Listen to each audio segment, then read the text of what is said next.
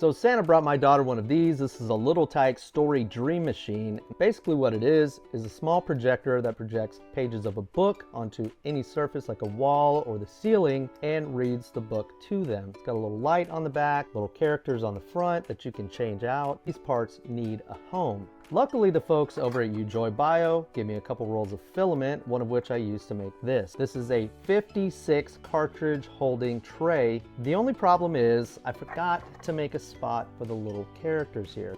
She loves these, I don't want to lose them, so I need to make a spot for them that I can add on. Let's go see what I've made. So I designed this simple attachment that can be glued quickly and easily to the side of the original tray. This will be 3D printed as well, and it'll fit the characters perfectly. So it's done, little D cup. Let's see how it fits. The moment of truth, will it fit? Perfect. And here is the finished product. I think it turned out great. These fit absolutely perfect in there. And I think this is going to be a great addition. She is absolutely going to love this. If you guys want to download and print this yourself, the file will be on Printables under Degreeless Engineering. Everybody deserves to have good storage, in my opinion.